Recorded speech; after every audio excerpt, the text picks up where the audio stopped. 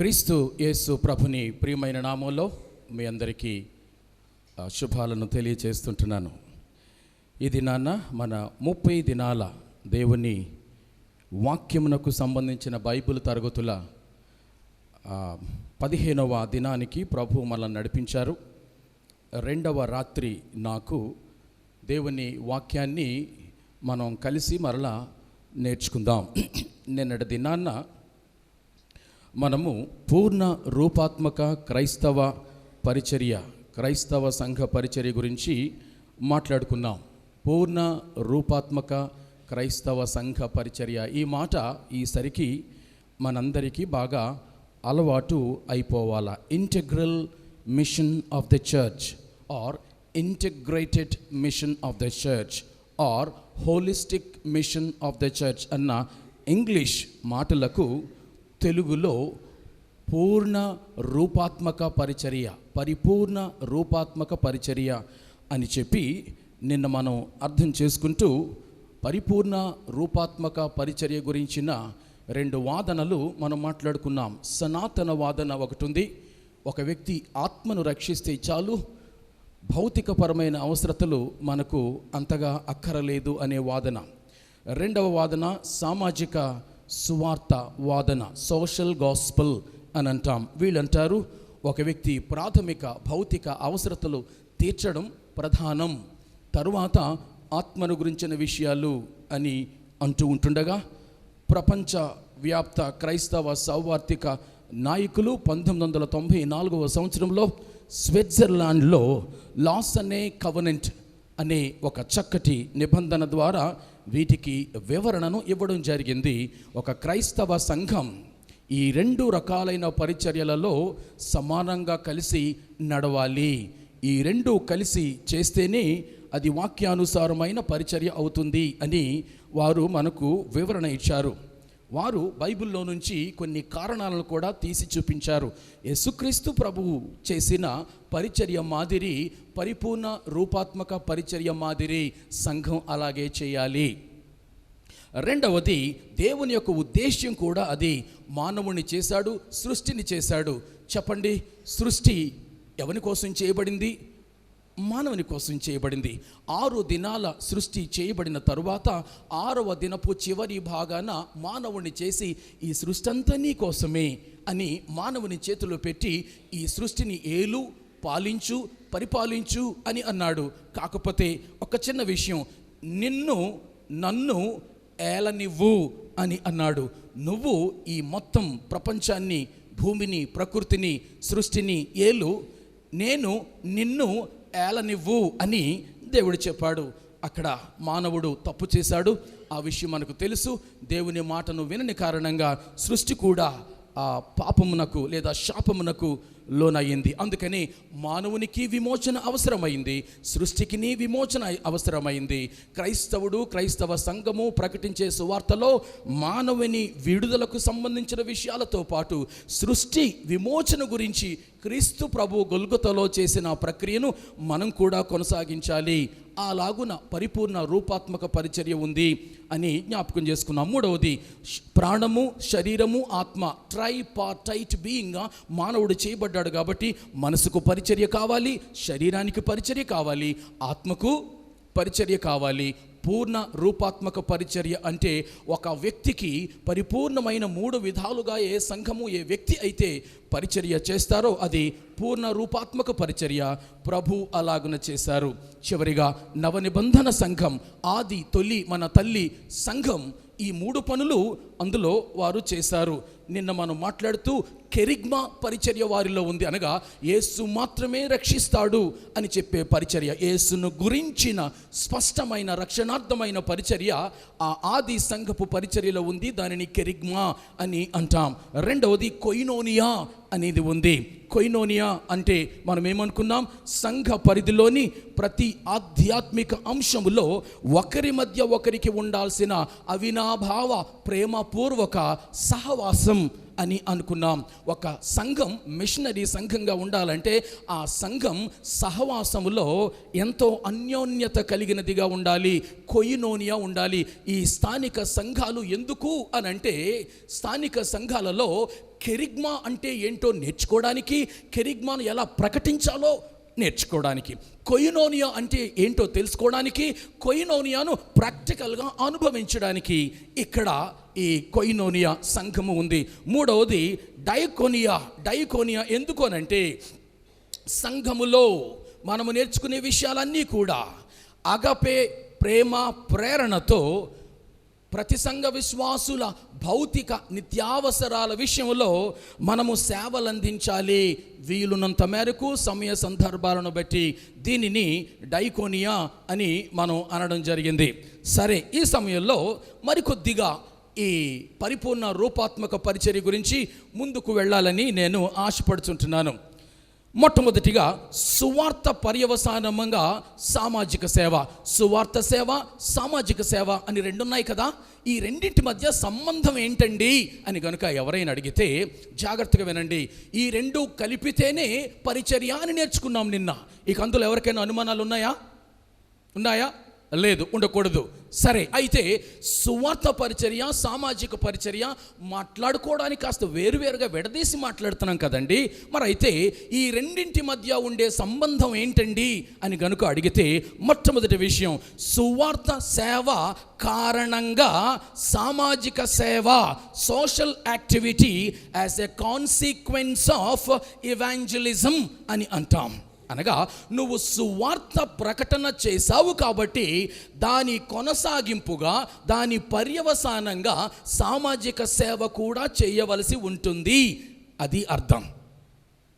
దీనిని ఎలా చెప్పాలి అని అంటే, ఒక బిడ్డను కనిన తరువాత ఆ బిడ్డను సాకని తల్లి అంటూ ఉంటుందా?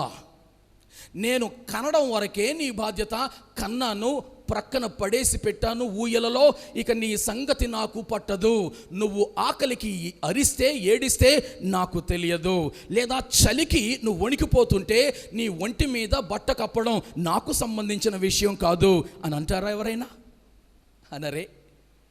అలాగే నీవు సువార్త ప్రకటిస్తూ ఉన్నప్పుడు ఎవరైనా సువార్తకు స్పందించి యేసును స్వరక్షకునిగా అంగీకరించిన తరువాత ఆ వ్యక్తి మీద, ఆ కుటుంబం మీద నీవు సామాజిక సేవాపరమైన కార్యక్రమాలు చేయాల్సిన వాడవై ఉన్నావు.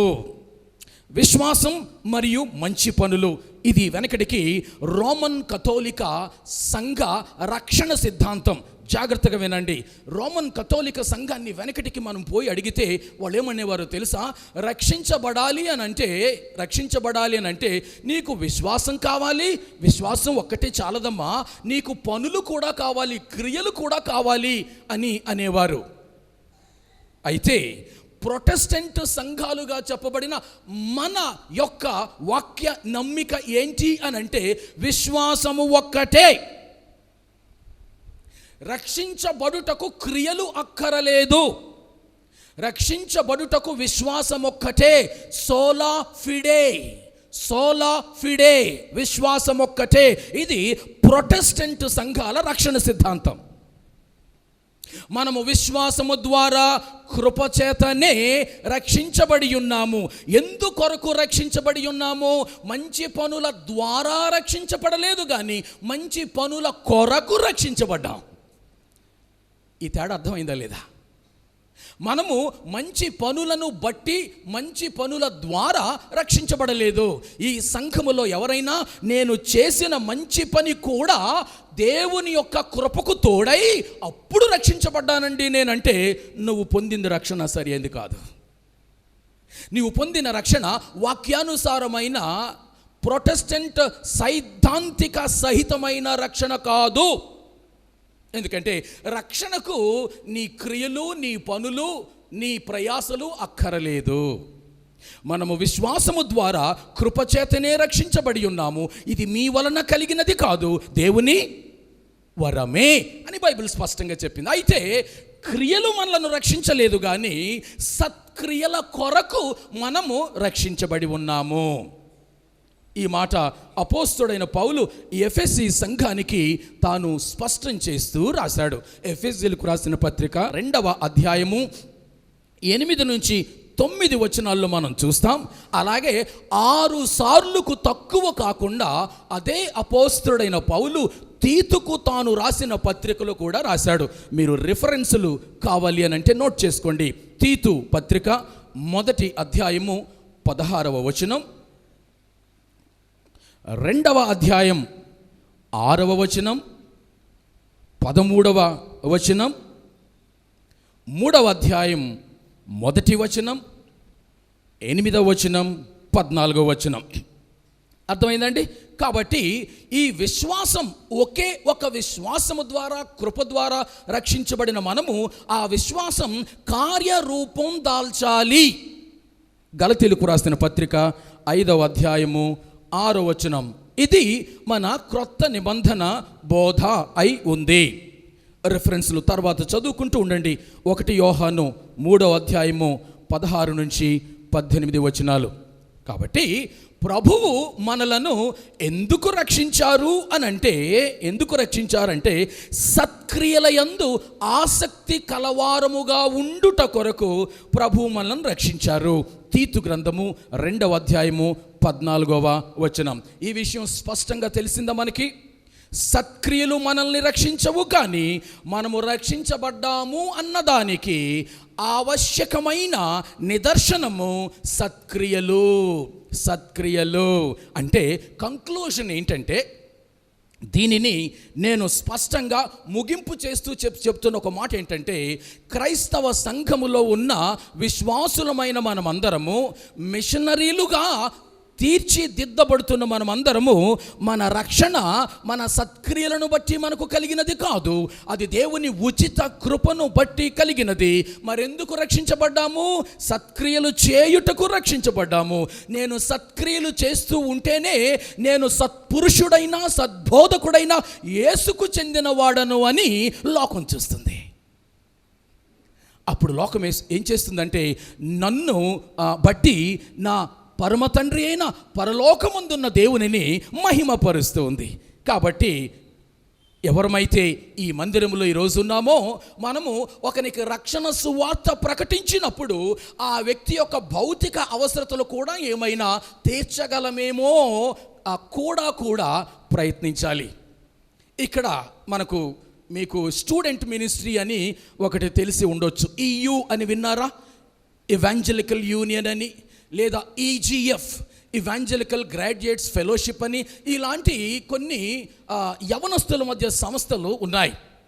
అందులో నేను చూసింది ఏంటి అనంటే, పెద్దలైన వాళ్ళు, అన్నలు అయిన వాళ్ళు, ఆంటీలు అంకుల్స్ అయిన వాళ్ళు ఈ యవన బిడ్డలు, చదువుకుంటున్న యవన బిడ్డలకు సువార్త ప్రకటించిన తరువాత వారి యొక్క అవసరతల గురించి ఆరా తీస్తూ ఉంటుండేవారు. నాకును అలాగున సహాయం చేసిన దేవుని సేవకులైన అన్నలు ఉన్నారు నా జీవితంలో. నేను రక్షించబడ్డాను, వారు నాకు పరిచర్య చేసిన వాళ్ళలో ఉన్నారు, దేవుని వాక్యాన్ని నాకు నేర్పించిన వాళ్ళలో ఉన్నారు, నా రక్షణ కోసం ప్రార్థించిన వాళ్ళలో ఉన్నారు.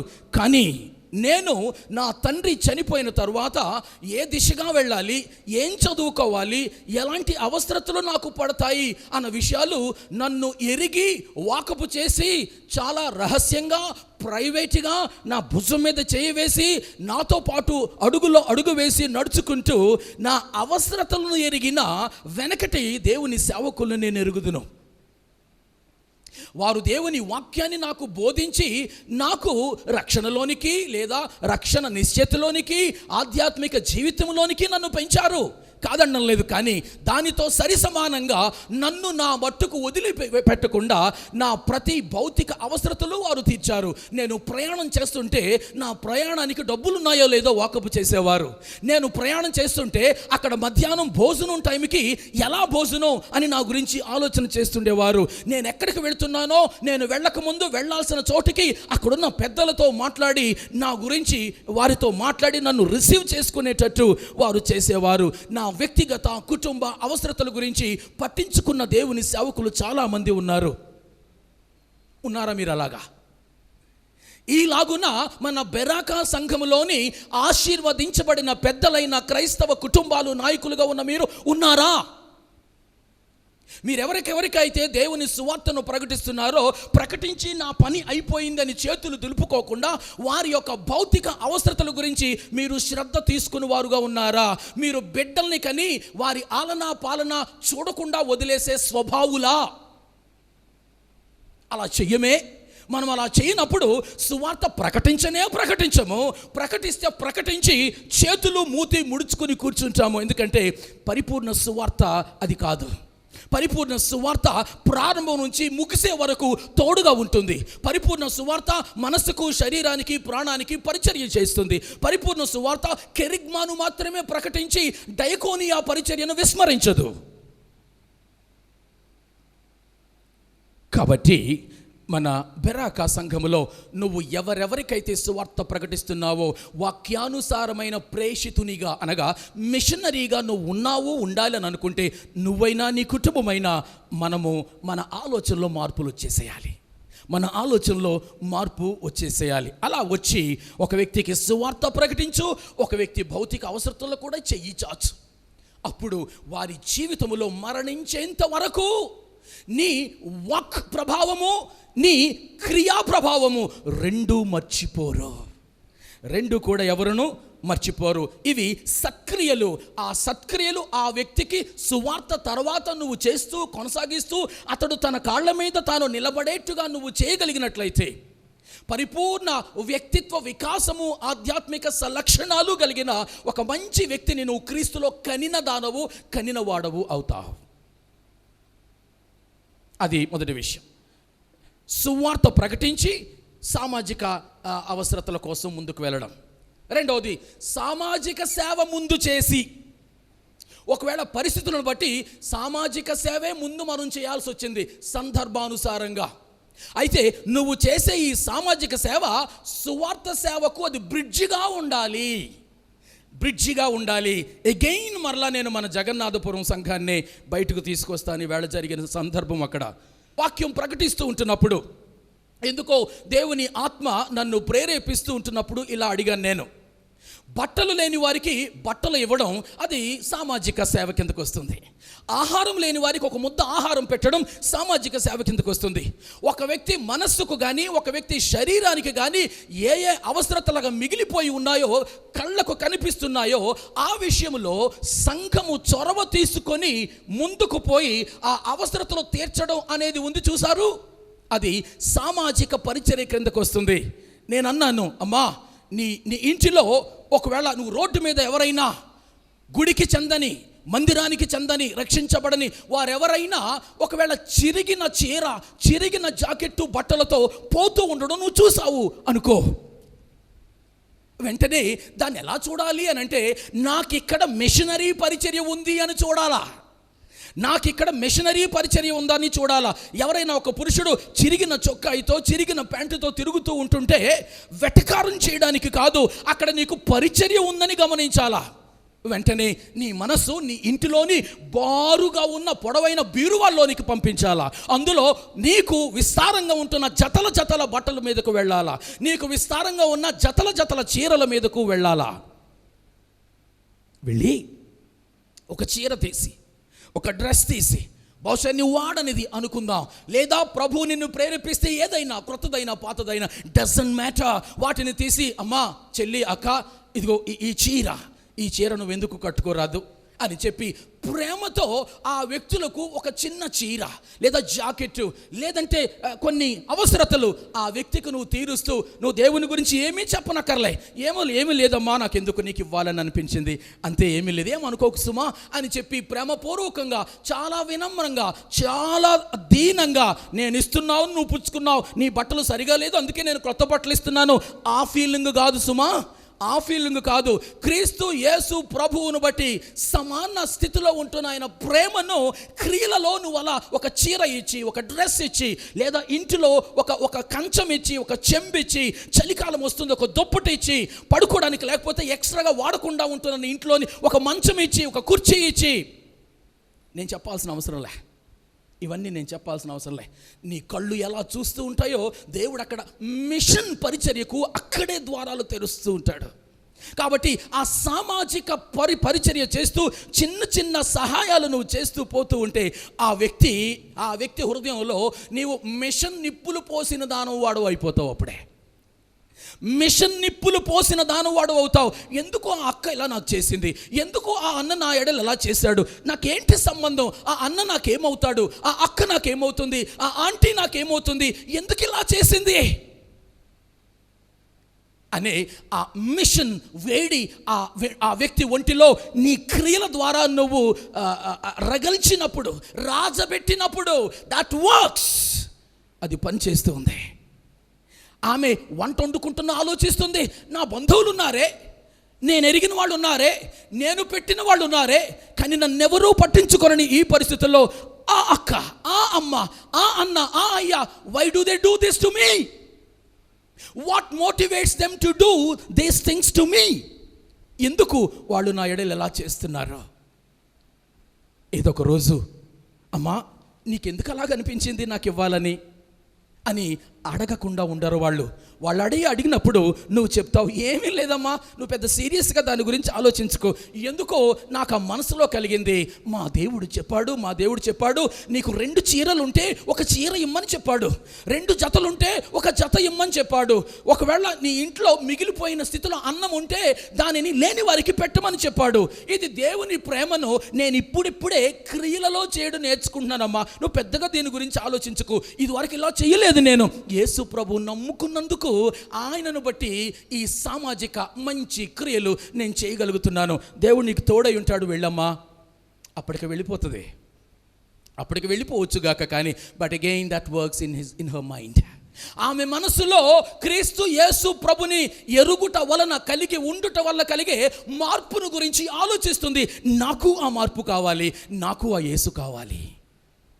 మిషన్ అలాగున ఒక వ్యక్తిని సామాజిక కార్యక్రమాల నుంచి ఆధ్యాత్మిక కార్యక్రమాలకు నడిపించాల్సిన అవసరం ఉంది. ఒక ఆయన ఇలాగంటాడు, ఆఫ్రికా సామెతది, ఖాళీ కడుపుకు చెవులుండవట. ఖాళీ కడుపుకు చెవులుండవు, ఇది ఆఫ్రికా సామెత.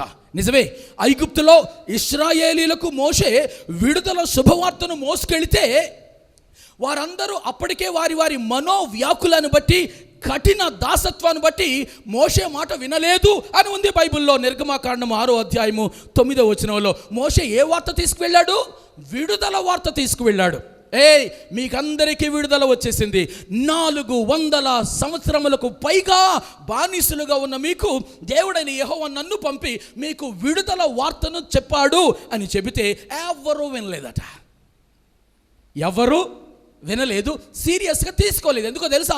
వారు అప్పటికే బానిసలుగా ఉంటూ మనోవ్యాకులమును బట్టి, కఠిన దాసత్వమును బట్టి వారు ఆయన మాట వినలేదు. అందుకని ముందస్తు సేవా కార్యక్రమాలు సువార్తకు మార్గాన్ని సుగమం చేస్తాయి. దుర్భ్రమలు, సందేహాలు తొలగిపోతాయి, దారులు తెరుచుకుంటాయి.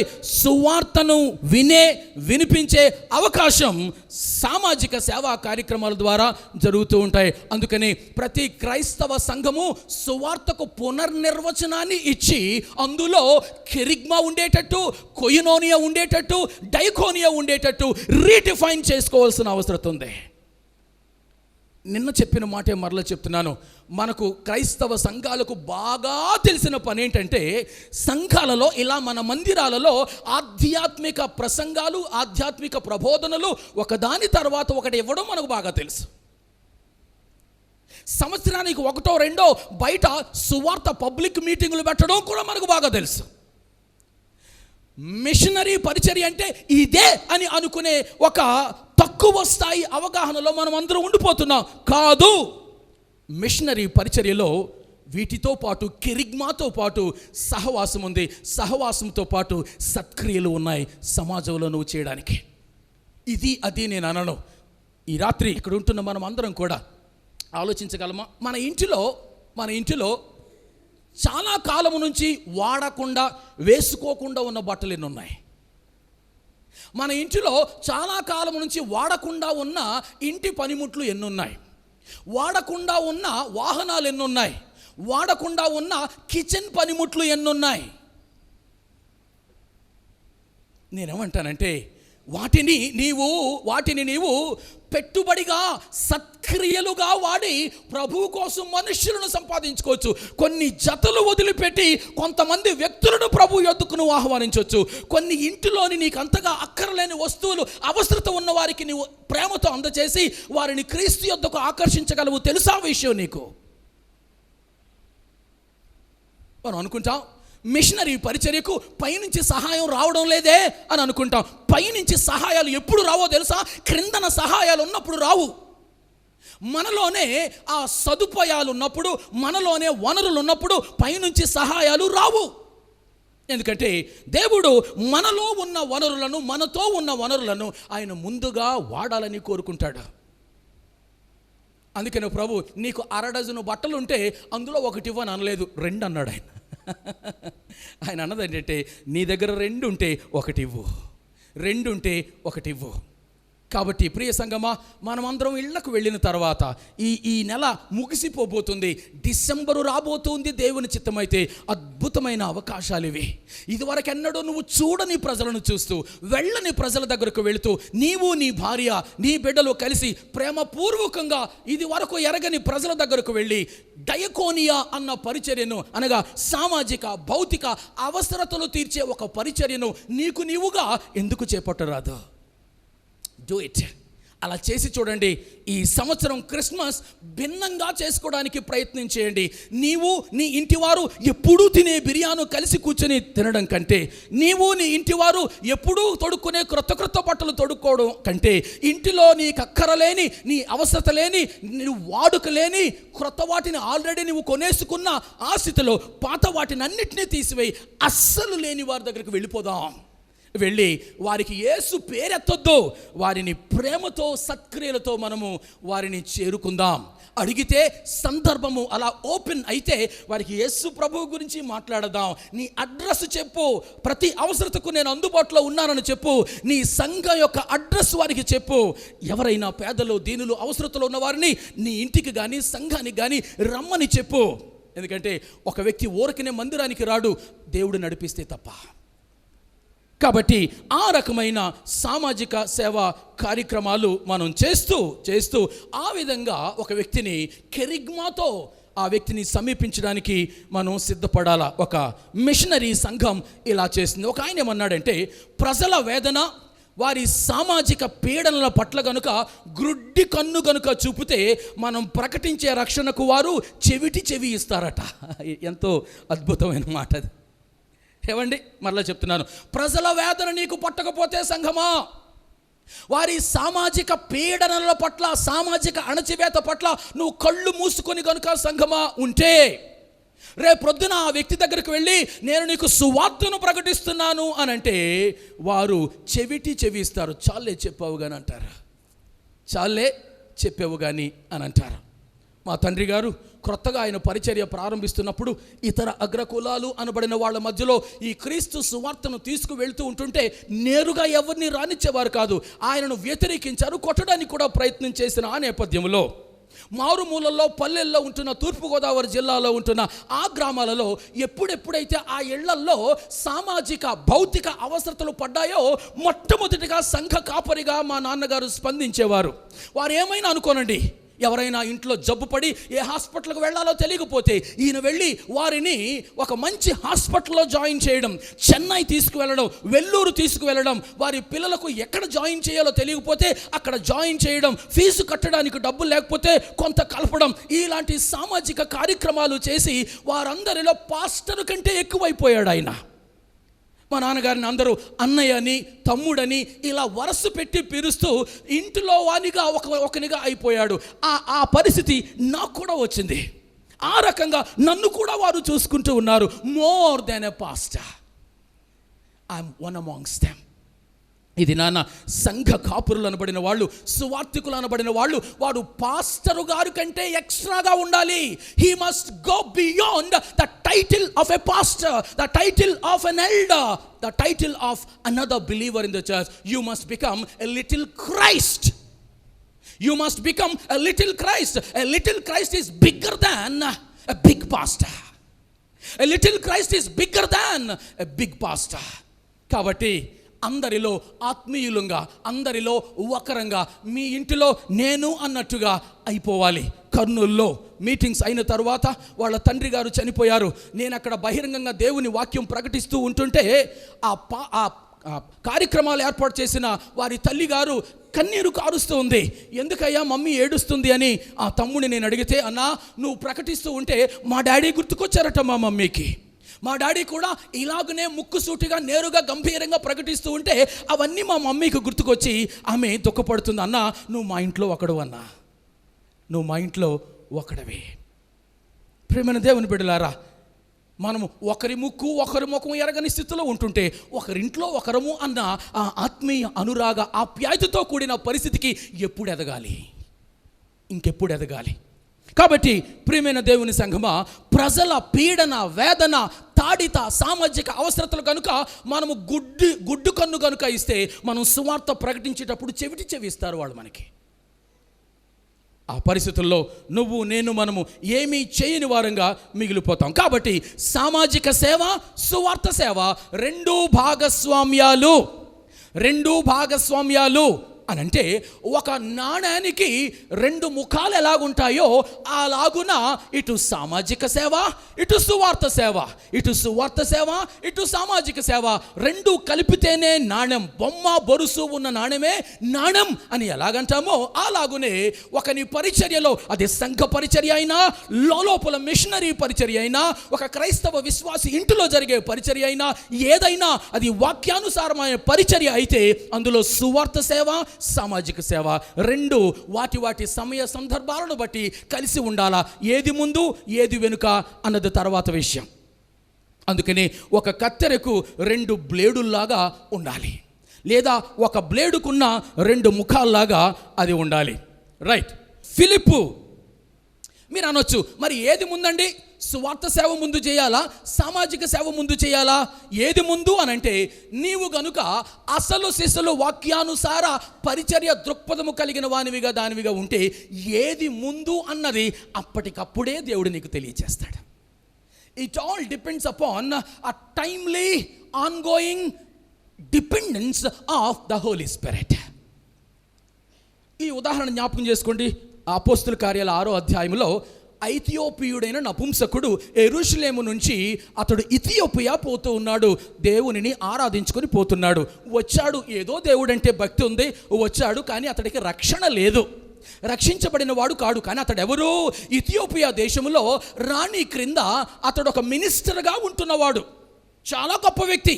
రథం మీద వచ్చాడు, యెరూషలేములో ఆరాధించుకుంటున్నాడు, వెళ్ళిపోతున్నాడు. దేవుని ఆత్మ మిషనరీ అయిన అపోస్తలుడైన ఫిలిప్పును ప్రేరేపించడం మొదలుపెట్టాడు. ఆ ఫిలిప్పు అక్కడికి వెళ్ళి ఏం చేశాడో తెలుసా? అక్కడ ఇథియోపియా నపుంసకునికి సామాజిక సేవ చేశాడా, సువార్త సేవ చేశాడా? మొదట సువార్త సేవ చేశాడు. ఎందుకు సువార్త సేవ చేశాడు? సామాజిక సేవతో ఎందుకు మొదలు పెట్టలేదు? ఏమయ్యా అయ్యగారు, నీకు నీళ్లున్నాయా, పాలున్నాయా, ఒంటి మీద బట్టలున్నాయా, మాసిపోయి ఉంటాయి, నీకు మరలా ఉతికి ఇస్త్రీ చేసి ఇవ్వమంటావా? లేదా దూరం వెళ్ళేటట్టున్నావు, ఓ గ్లాసుడు ఒక కప్పుడు మజ్జిగ తీసి ఇమ్మంటావా? ఇలాగేమనలా. ఎందుకు అని అంటే, అతడు ఆల్రెడీ సంపన్నుడు, అతడు సకల సౌకర్యాలతో వచ్చి తిరిగి వెళ్ళిపోతున్నాడు. అతనికి సామాజిక అవసరతలు ఏమీ లేవు. అతనికి అవసరత ఉన్నదల్లా ఆత్మీయ అవసరత, సువార్త సేవ అవసరత ఉంది. కాబట్టి నేరుగా ఫిలిప్పు వెళ్ళి ఆ వ్యక్తికి సువార్తను ప్రకటించాడు. ఆ వ్యక్తికి సువార్త సేవ అవసరం కాబట్టి అదే ప్రకటించాడు. అర్థమవుతుందా? అలాగనే కొంతమంది రోగులు వచ్చేవారు ప్రభు దగ్గరికి. ఆగబ్బాయి, ముందు అక్కడ అలా నిలబడు, నీకు ముందు సువార్త చెప్పనివ్వు, ఆ తర్వాత నీకు నేను స్వస్థత చేస్తానని అనలే. భౌతిక అవసరతలో పడి ఉన్న వాళ్లకు భౌతిక అవసరతలు ముందు తీర్చాడు. ఆ తర్వాత వారు యేసును వెంబడించుకుంటూ పోయారు. గుర్తుకు తెచ్చుకోండి, మార్కు సువార్త 5వ అధ్యాయం. అది గదరేనీయుల దేశంలో సమాధుల దొడ్డులో ఉన్న ఒక వ్యక్తి, బట్టలు లేని వ్యక్తి, తన్ను తాను హాని చేసుకుంటున్న వ్యక్తి, రాళ్లతో కొడుతున్న వ్యక్తి, గీక్కుంటున్న వ్యక్తి, దురాత్మల చేత నింపబడిన వ్యక్తిని ప్రభు ఏం చేశాడు? ఆ వ్యక్తిని శారీరకంగా స్వస్థపరిచాడు, మానసికంగా స్వస్థపరిచాడు, బట్టలు కట్టుకుని వానిగా చేశాడు, చక్కగా తయారైన వానిగా చేశాడు. ఇప్పుడు వెళ్ళవయ్యా అంటే, నేను వెళ్ళను ప్రభువా, నీతోనే వస్తానన్నాడు. నేను వెళ్ళను ప్రభువా, నీతోనే వస్తాను అని చెప్పాడు. కాబట్టి ఎప్పుడు ఏ పరిచర్య అవసరత ఉందో అప్పుడు ఆ పరిచర్య చేయనట్లుగా జ్ఞానము కలిగిన వారంగా మనము ఉండాలి.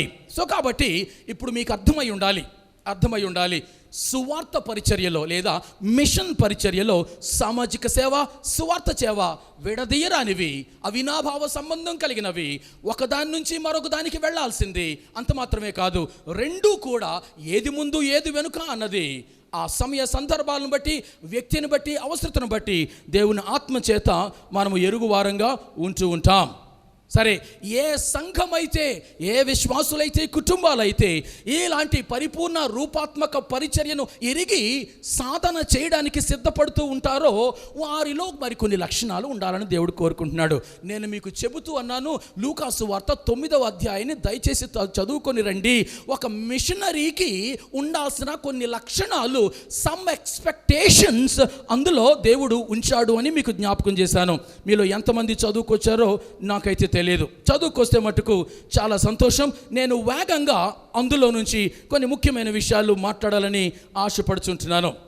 ఒక మిషనరీ సంఘము, ఒక మిషనరీ విశ్వాసి దేవునిని నిరాశపరచకూడదు అని గనుక అనుకుంటే కొన్ని విషయాలు తప్పనిసరిగా తాను పరిగణలోనికి తీసుకురావాలా తన మిషన్ పరిచర్యలో, రూపాత్మక పరిచర్యలో. నంబర్ వన్ ఆ మిషన్ సంఘము బాధ్యత రహితముగా ఉండకూడదు. బాధ్యత రాహిత్యము అన్నది దేవునికి ఇష్టం ఉండదు. బాధ్యత రాహిత్య సంఘాలు కానీ, బాధ్యత రాహిత్య క్రైస్తవ విశ్వాసుల కుటుంబాలు కానీ మిషన్స్లో పనికి రారు. మీకు ఎక్కువగా నేను మాట్లాడడానికి టైం లేదు కానీ ప్రస్తావించి ముందుకు వెళ్ళిపోతాను. మొట్టమొదటిది, ఒక మిషనరీ సంఘములో దేవునికి ఇష్టము లేని ఒక లక్షణం, ఒక మిషనరీలో దేవునికి ఇష్టము లేని ఒక లక్షణం. మొట్టమొదటిది బాధ్యత రాహిత్యము. లూకాసు వార్త 9వ అధ్యాయము 12-13 వచనాలు అలా చూడండి. నేను చదువుతాను. నాకు తెలుసు, నేను మీకు 7 విషయాలు వేగంగా చెప్పబోతున్నాను. 7 విషయాలు వివరించడానికి నాకు సమయం లేదు, కానీ అలా ప్రస్తావించి ముందుకెళ్ళిపోతాను. మనది మిషనరీ సంఘంగా ఉండాలి అని అంటే దేవునికి ఇష్టం లేని కొన్ని ఉన్నాయి. వాటిని మనము కంట్రోల్ చేసుకోవాలా, వాటిని మనము నియంత్రించుకోవాలి. అందులో మొదటిది బాధ్యత రాహిత్యము. బాధ్యత రాహిత్య క్రైస్తవ సంఘాలు, బాధ్యత రాహిత్య క్రైస్తవ విశ్వాసులు మిషనరీ సంఘాలుగా, మిషనరీ వ్యక్తులుగా వాళ్ళు ఉండలేరు. ఇప్పుడు 9వ అధ్యాయం లూకాసు వార్త 12-13 వచనాలు చదువుతాను. ప్రొద్దుగ్రొంకన ఆరంభించినప్పుడు 12 శిష్యులు వచ్చి, మనం ఈ అరణ్యములో ఉన్నాము గనుక చుట్టుపట్లనున్న గ్రామములకును పల్లెలకును వెళ్ళి బస చూసుకొని ఆహారము సంపాదించుకున్నట్లు జనసమూహమును పంపివేయుము. ఆ పంపివేయుము అన్న మాట ఉంది చూసారు. బాధ్యత రాహిత్య ప్రకటన, బాధ్యత రహిత సూచన. పంపేసేయ్. అక్కడ అలా తెలుగులో అలా రాశారు, కానీ మామూలుగా మాట్లాడితే, ప్రభువా నువ్వు ఉదయం నుంచి వీళ్ళకు బోధ చేస్తూనే ఉన్నావు. మరి వాళ్ళు తెచ్చుకున్న పొట్లాలు ఏమన్నా ఉంటే మధ్యాహ్నం తినేసి ఉండుంటారు. ఇప్పుడు రాత్రి అయిపోతుంది, వాళ్లకు భోజనం మరి అవసరత పడుతుంది, ప్రొద్దు కృంకిపోతుంది. మనమేమో అరణ్యములో ఉన్నాం. ఇక్కడే కనుక వీళ్ళను ఉంచితే వీళ్ళ తిండి భారం మన మీద పడుతుంది. ఎంతమంది వాళ్ళు అక్కడ? ఎంతమంది ఉన్నారు అక్కడ? 5,000 మందికి పైగా ఉన్నారు. లెక్కకు స్త్రీలు, పిల్లలు, వృద్ధులు అందరూ కూడా కలిపి 20,000 మంది లోపున ఉండే ఆ ప్రజానీకాన్ని శిష్యులు చూసి పంపేసేయ్. సూర్యుడు కృంకిపోతున్నాడు, ప్రొద్దు కుంకిపోతుంది, ఉదయం నుంచి వాళ్ళు ఉన్నారు. ఇక్కడ లాడ్జులు లేవు, బోర్డింగులు లేవు. మా దగ్గర చూసుకుంటే జేబులో డబ్బులు కూడా లేవు, కొందామంటే కొట్లు కూడా దగ్గరలో ఎక్కడా లేవు. పంపేసేయ్ అని అన్నారు. అదే బాధ్యత రాహిత్య స్థితి. బాధ్యత రాహిత్య స్థితి. 12 మంది శిష్యులు వారు ముందు అపోస్తలులుగా మారబోతున్నారు. తర్వాత మిషనరీలుగా మారబోతున్నారు. ఒక మిషనరీ ఇండియా కూడా రాబోతున్నాడు. మిషనరీలో బాధ్యతారాహిత్యము కుదరదు. ఇప్పుడే నేర్చుకున్నాం. సేవ అంటే ఆత్మీయ సామాజిక, అనగా ఆత్మకు ఆహారము, శరీరానికి ఆహారము, రెండు కూడా అది సంఘం బాధ్యతే. అది క్రైస్తవ సంఘాల బాధ్యతే. ఉదయం నుంచి దేవుని రాజ్యం గురించి బోధించావు కదా ప్రభువా, సాయంత్రం అయిపోయింది, ఇప్పుడు వాళ్ళ కడుపులు నకనకలాడుతూ ఉంటాయి, భోజనం పెట్టాల్సిన అవసరం ఉంటుంది, అది మన వల్ల కాదు, పంపేసేయ్. ఎవరెళ్లకు వాళ్ళు పోతారు, ఎవరు జేబులో డబ్బులుంటే వారు కొనుక్కొని తింటారు. ఈ నస మనకెందుకు, ఈ గొడవ మనకెందుకు, పంపేసేయ్. ఆ మాట ప్రభువుకు నచ్చలే, ఆ మాట ప్రభువుకి నచ్చలేదు. పోయి చదువుకోండి, ఎందుకు నచ్చలేదో.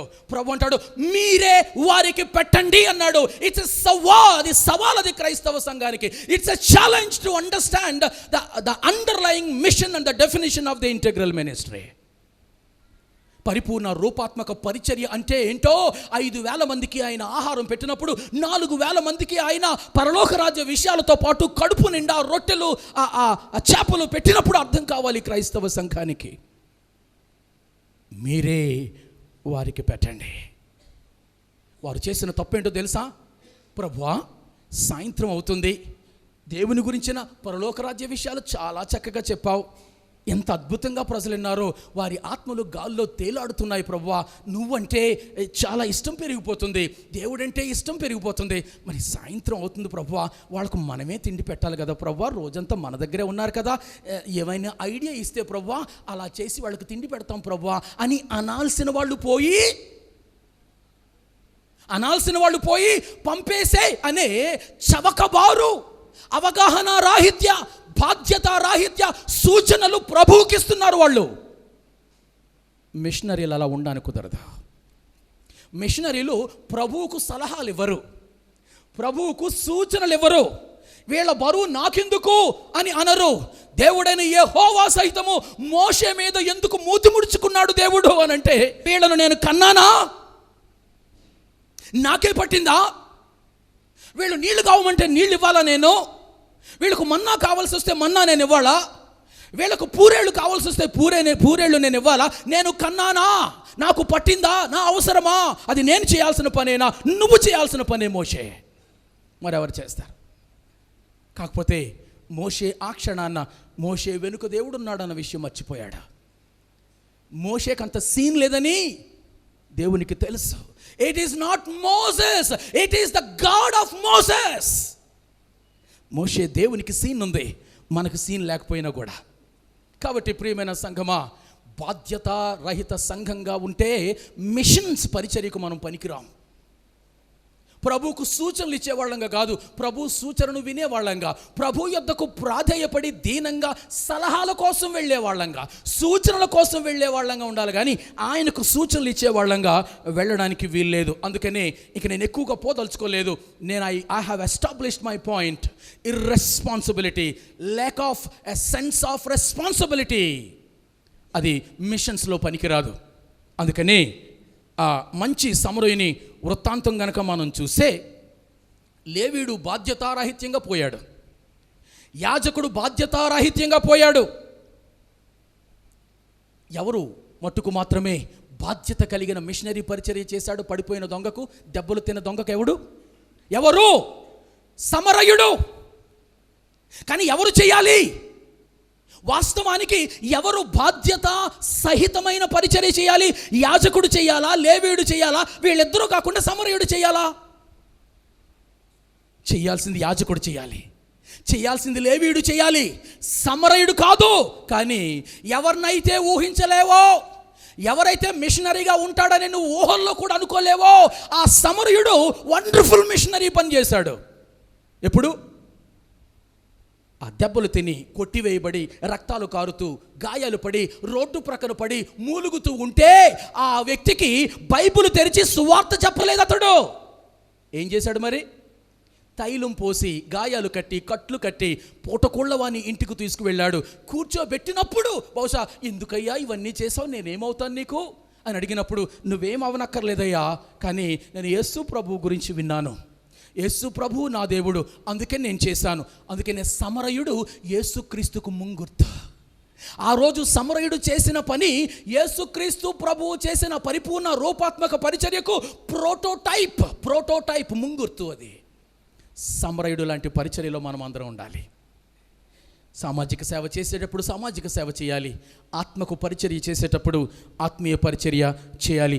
ఇర్రెస్పాన్సిబుల్గా ఉండడానికి కుదరదు.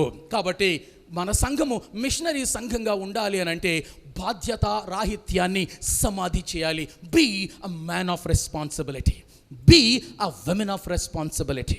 రెండవది, పరిపూర్ణ రూపాత్మక పరిచర్యలో ఉండే క్రైస్తవ సంఘాలు ఇంకా ఎలా ఉండాలి, విశ్వాసులు ఎలా ఉండాలి అని అంటే శ్రమ పడడానికి ఇష్టపడాలి. వారు శ్రమ పడడానికి ఇష్టపడాలి అంటే అర్థం ఏంటి? ఒళ్ళు అలయబెట్టుకోవడానికి ఇష్టపడాలి. ఒకసారి ఒక మిషనరీని ఇలాగ అడగడం జరిగింది. ఆఫ్రికాలో మిషనరీ పరిచర్య చేస్తున్న వ్యక్తితో, ఏమయ్యా నువ్వు చేస్తున్న పని నీకు ఇష్టమేనా, ఇష్టంగానే చేస్తున్నావా అని ఆ మిషనరీని అడగడం జరిగింది.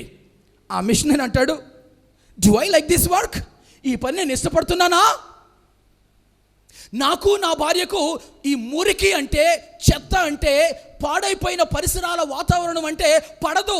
మాకు వైద్యపరంగా సెన్సిటివిటీస్ ఉన్నాయి. We have reasonably refined sensibilities. మాకు పడదవి.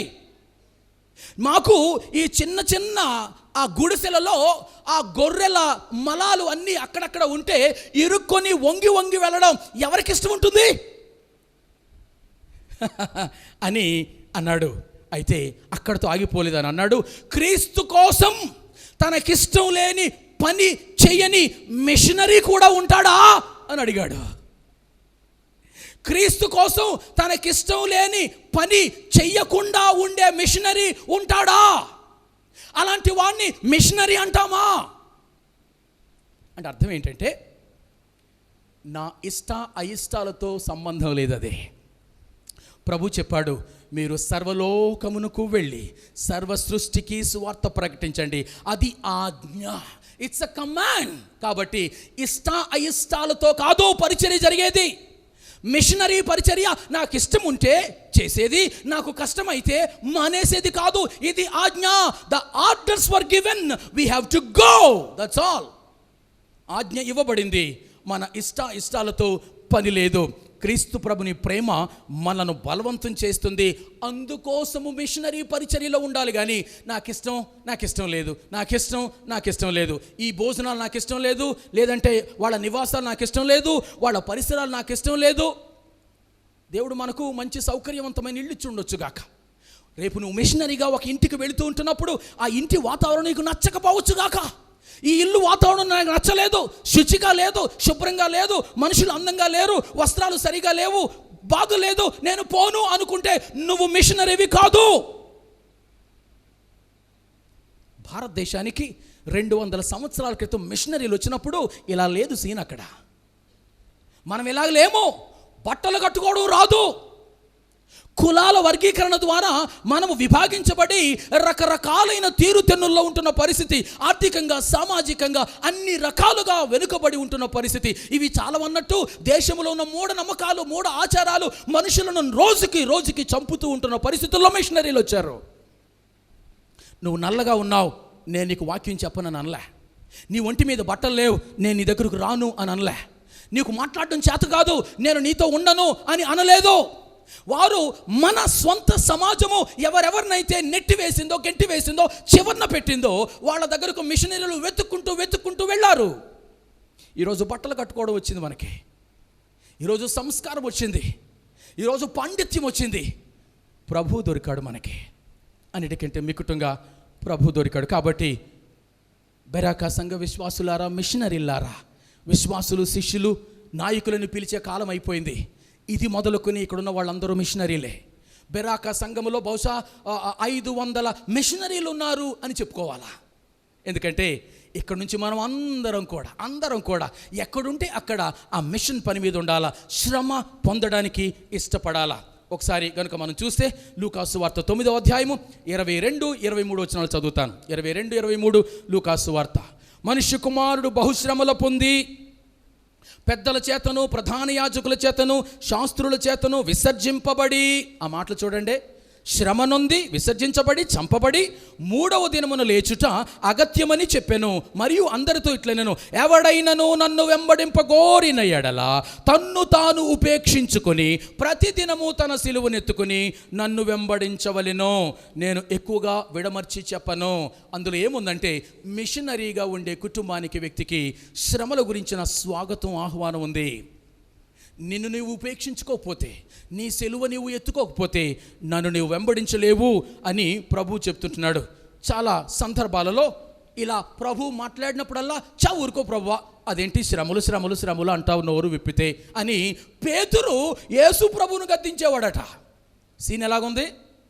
పేతురు యేసు ప్రభువును గద్దిస్తుండేవాడు. ఈయన బహిరంగంగా, మీరు నన్ను వెంబడించగోరిన ఎడల నా సిలువ ఎత్తుకొని, నా కాడ ఎత్తుకొని, నీ తల్లిని, తండ్రిని, అక్కను, చెల్లెను, కడకు నిన్ను నీవైనా ఉపేక్షించుకోకపోతే నా రాజ్యములో నువ్వు పాత్రుడు కావు అని అంటే, అక్కడ విని ఉడికిపోతుండేవాడు. ఇలా ఉడికిపోతుండేవాడు. ఏంటి ఇలా మాట్లాడుతున్నాడు. ప్రక్కకు వచ్చిన తర్వాత ఆయన చేయని బట్టి, ఏం మాట్లాడుతున్నావు ప్రభువా అని గద్దిస్తూ ఉంటుండేవాడు.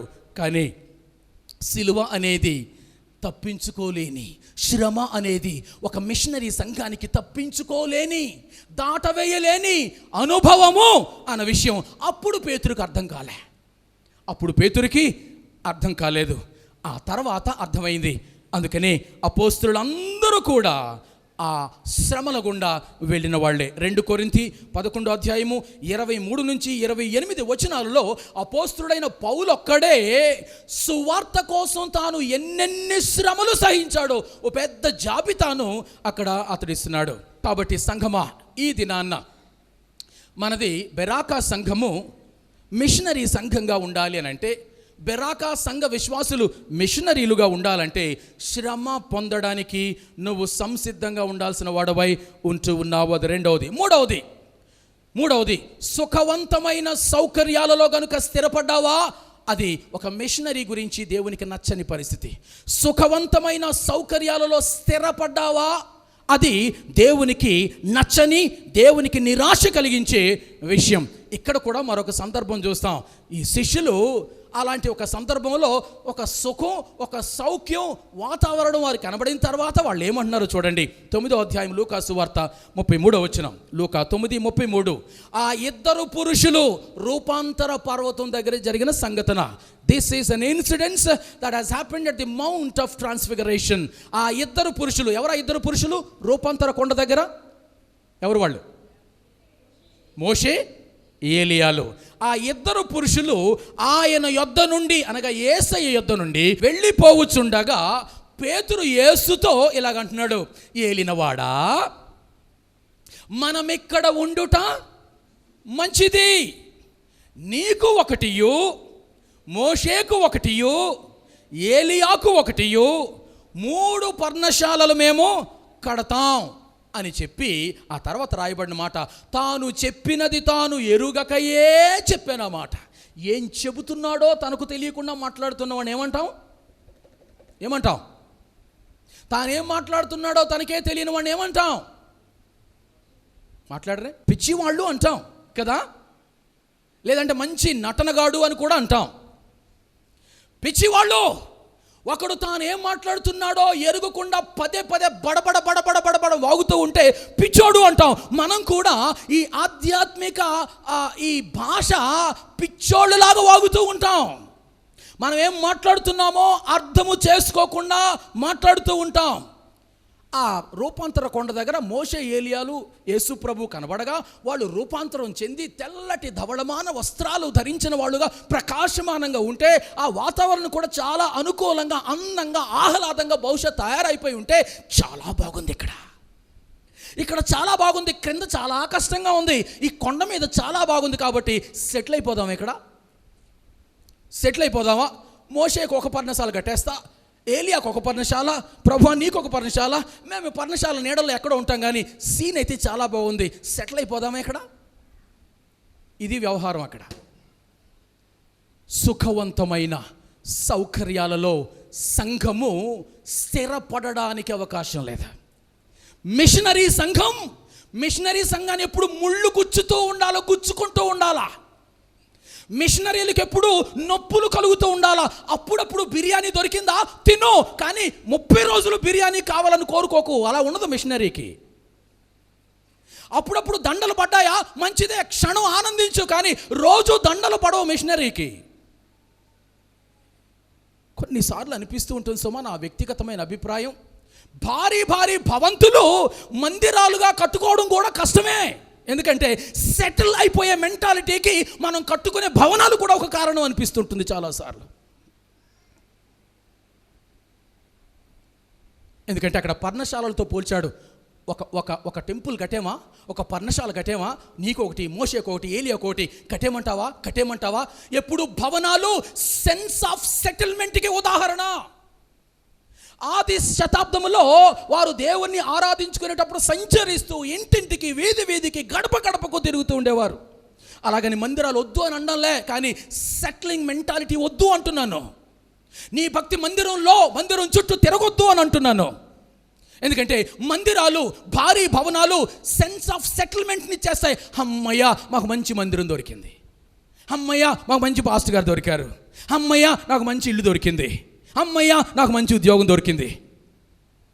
ఇవన్నీ కూడా సెటిల్ అయిపోవడానికి ఇవి మనకు ప్రేరకాలుగా ఉంటున్నాయేమో. ఆలోచించాలి. రైట్? సుఖపడొద్దని అనలే, సుఖంలో సెటిల్ కావద్దు అంటున్నాడు దేవుడు.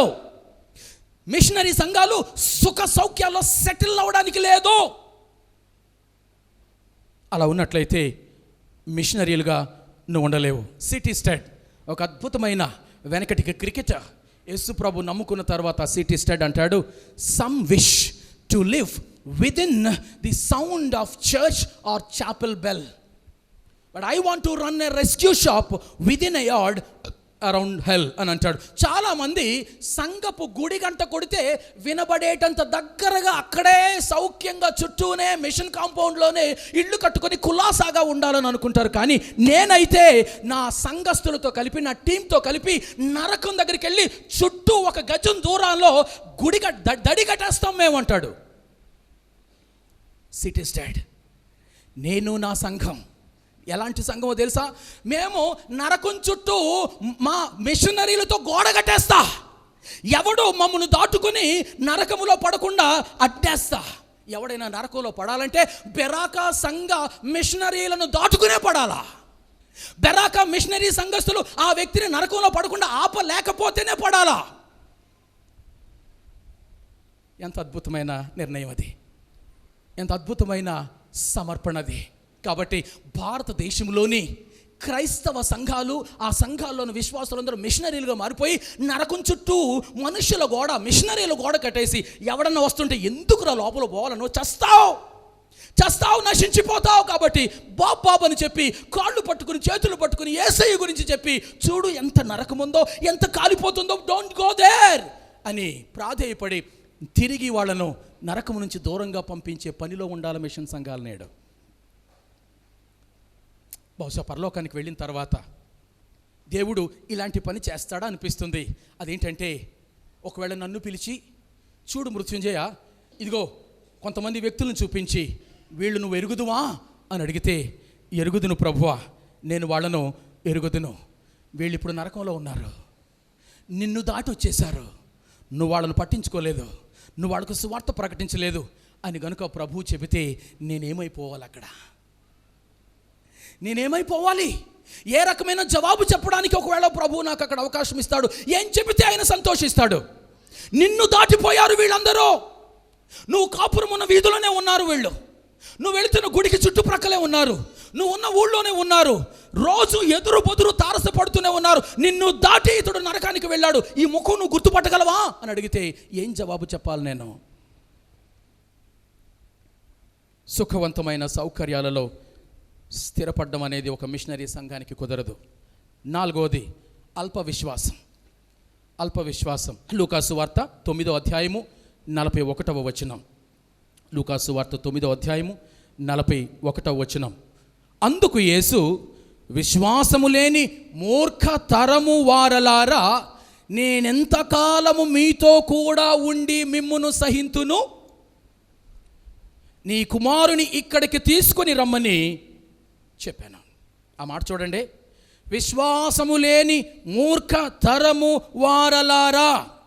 అపవిత్రాత్మ కోరల్లో ఒక చిన్న కుర్రోడు చిక్కుకొని బాధపడుతూ ఉంటే అతగాన్ని శిష్యులు విడిపిస్తారేమో, బాగు చేస్తారేమోనని ఆ చిన్న కొడుకును శిష్యుల దగ్గర తీసుకొస్తే ఈ శిష్యులు ఆ అపవిత్రాత్మను ఆ అబ్బాయిలో నుంచి బయటకు వెళ్ళగొట్టలేకపోయారు. ప్రభు చాలా బాధపడ్డాడు అక్కడ. ప్రభు చాలా బాధపడ్డాడు. ఆయన మాట ఏంటో తెలుసా? విశ్వాసము లేని మూర్ఖ తరము వారలారా. అక్కడ గనుక ఉన్న శిష్యులు, నేను కాదులే, నా పేరు ఎత్తలేదు కదా, అని పేతురు మొదలుకొని ఇస్కరియోతు యూదా వరకు అనుకుంటూ ఉంటే, విశ్వాసము లేని మూర్ఖ తరం వాళ్ళలో చాలామంది ఉన్నారు ఇక్కడ. వాళ్ళలో ఎవరినో అనుంటాడే, నన్ను కాదు అనుకుంటే నీ అంత మూర్ఖుడు ఎవడు లేడు. ఎందుకంటే అసలు అన్నదెవరిని శిష్యుల్ని అనడం జరిగింది. ఎందుకంటే ఆ చిన్న కుమారుని తీసుకొచ్చినప్పుడు నీకు ఇప్పటికే యేసుక్రీస్తు ప్రభు నీ ప్రబోధన గురించి విన్నవాడవై, విశ్వాసం గురించి విన్నవాడవై, ఆ కుమారుడి మీద యేసు నామములో ఆ దురాత్మను వెళ్ళగొట్టే అధికారము నువ్వు అప్లై చేసి ఉండుంటే, విశ్వాసముతో అప్లై చేసి ఉండుంటే దయ్యం పోయి ఉండేది. విశ్వాసం శిష్యులలో లేదు కాబట్టి ప్రభువుకు కోపం వచ్చింది. ఇది పరిచర్య తొలినాళ్లలో జరిగింది కాదు. ఎందుకంటే అప్పటికప్పుడే శిష్యులు విశ్వాసాన్ని కలిగి ఉంటారు. పరిచర్య చాలా లోపలికి వెళ్ళింది. విశ్వాసం ద్వారా చాలా కార్యాలు ఆల్రెడీ చూశాడు. అమ్మా, నీ విశ్వాసం నిన్ను స్వస్థపరిచిందని ప్రభు చాలా మందితో చెప్పాడు. వీళ్ళు విన్నారు. అయినా కూడా తమ గురువైన యేసుక్రీస్తు ప్రభుని నామములోని ఆ విశ్వాసాన్ని శిష్యులైన వారే సాధన చేయలేకపోవడం ప్రభువుకు బాధ కలిగించింది, కష్టంగా అనిపించింది. విశ్వాసము లేని మూర్ఖతరము వాళ్ళ మూర్ఖులు. ఈ మూర్ఖులు ఆయన బయటను ఉద్దేశించి అండలే, క్రైస్తవ సంఘములో ఉన్న వారిని ఉద్దేశించి అన్నారు. క్రైస్తవ సంఘములో విశ్వాసము లేని వారిని మూర్ఖులు అని పిలవాలి, వాక్యం చెప్తుంది. కాబట్టి విశ్వాసము లేని మూర్ఖ స్థితి ఏ క్రైస్తవ సంఘములో ఉంటుందో వాళ్ళు మిషనరీ సంఘాలుగా పనికిరారు. వాళ్ళు దేవుని కోసం అద్భుతాలు, ఆశ్చర్య కార్యాలు చేయడానికి పనికిరారు. దేవుని కోసం కొంతమందిని సంపాదించుకోవడానికి వారు పనికిరారు. ఒక క్రైస్తవ విశ్వాసి సమర్థవంతమైన సఫలుడైన విశ్వాసిగా, మిషనరీగా కొనసాగాలనంటే it's a matter of faith. విశ్వాసం ఉండాలి. ఆ మధ్యన ఇంగ్లాండ్లో విలియం కేరీ ఇక్కడికి రాకమునుపు హౌస్ ఆఫ్ కామన్స్ ఇంగ్లాండ్లో సభ ఏర్పాటు చేసి భారతదేశానికి మిషనరీలు పంపాలా వద్దా అని ఏర్పాటు చేస్తుంటే ఆ చర్చ విలియం కేరీకి బాధ కలిగించింది. వాళ్ళు ఏమైనా డెసిషన్ తీసుకున్నారో తెలుసా? కామన్స్ హౌస్ ఆఫ్ కామన్స్ ఇంగ్లాండ్లో భారతదేశ పరిస్థితులన్నీ ఎరిగిన తర్వాత, భారతదేశంలో కుల వ్యవస్థ ఉంది, భారతదేశంలో సతీసాగమనం ఉంది, భారతదేశంలో హెచ్చు తగ్గులు ఉన్నాయి, భారతదేశంలో లేని జబ్బంటూ లేదు, లేని మూఢాచారం అంటూ లేదు. అలాంటి భారతదేశానికి ఒక బ్యాండ్ ఆఫ్ డెవిల్స్ను పంపాలి కానీ బ్యాండ్ ఆఫ్ మిషనరీస్ని కాదని అన్నారు అక్కడ. This is what it is. భారతదేశానికి పంపించాల్సిన మిషనరీలు కాదు, దయ్యాలను పంపించాలా. ఒక గుంపుగా దయ్యాలను దేశం మీదకు పంపించాలా. అంత దౌర్భాగ్యమైన, చెడిపోయిన, మూఢనమ్మకాలతో ఉన్న దేశము అని అంటే విలియం కేరీ మనసు కొట్టుకుంది, లోపల గుచ్చుకుంది. వాళ్ళ నిర్ణయానికి వ్యతిరేకంగా తానొక్కడే దిగి వచ్చాడు. ఇక్కడ దయ్యంగా రాలేదు, విమోచకునిగా వచ్చాడు విలియం కేరీ. తన స్వదేశము సహకరించలేదు, తన స్వంత సంఘము సహకరించలేదు. భారతదేశమా, అయ్యో వద్దు అని అన్నారు. కానీ దేవుడు భారతదేశాన్ని చూపిస్తున్నాడు విలియం కేరీకి.